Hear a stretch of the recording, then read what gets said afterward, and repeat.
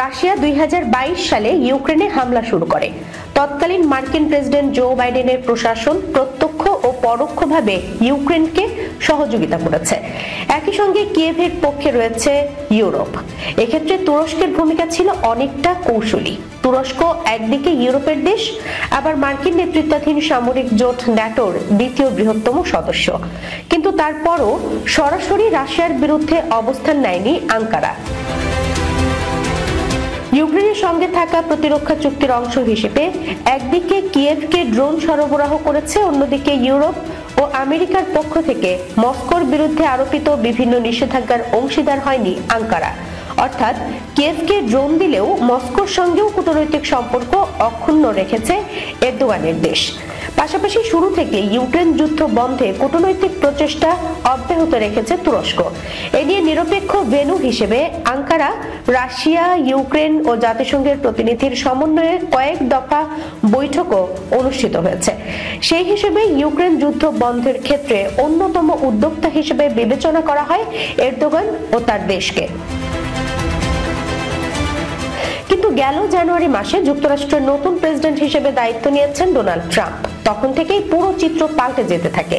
ইতিমধ্যে ইউক্রেনকে সব ধরনের সহযোগিতা করা বন্ধ করে দিয়েছে ট্রাম্প প্রশাসন। নির্বাচনের আগে থেকেই ইউক্রেন যুদ্ধ বন্ধের প্রতিশ্রুতি দিয়ে আসছিলেন ট্রাম্প। ক্ষমতা গ্রহণের পর যেন তর সইছে না তার। ক্ষমতার 1 মাস যেতে না যেতেই যুদ্ধ বন্ধের চূড়ান্ত উদ্যোগ নিয়েছেন তিনি। বিশ্লেষকরা মনে করছেন ইউক্রেন থেকে বেরিয়ে ট্রাম্প এখন পূর্ণ মনোযোগ দিতে চাইছেন মধ্যপ্রাচ্যে, অর্থাৎ গ্রেটার ইসরায়েল প্রতিষ্ঠার লক্ষ্যে ক্ষমতার প্রথম মেয়াদে যে কাজ শুরু করেছিলেন তিনি এবার সেটা চূড়ান্ত করতে চান। আব্রাহাম অ্যাকর্ডের অধীনে ইসরায়েলের সঙ্গে মুসলিম, বিশেষ করে মধ্যপ্রাচ্যের দেশগুলোর সম্পর্ক স্বাভাবিক করার ক্ষেত্রে ওই সময় অনেক দূর অগ্রসর হয়েছিলেন ট্রাম্প।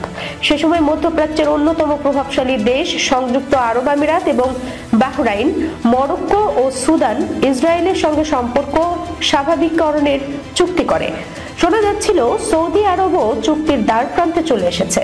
কিন্তু তার মধ্যেই ট্রাম্পের শাসনকাল শেষ হয়। এরপর বাইডেন প্রশাসন 2023 সালের অক্টোবরে গাজায় শুরু হওয়া ইসরায়েলি আগ্রাসনে উলঙ্গ সমর্থন দিয়েছে। কিন্তু ট্রাম্পের সেই মিশন নিয়ে তেমন কোনো কথা বলতে দেখা যায়নি।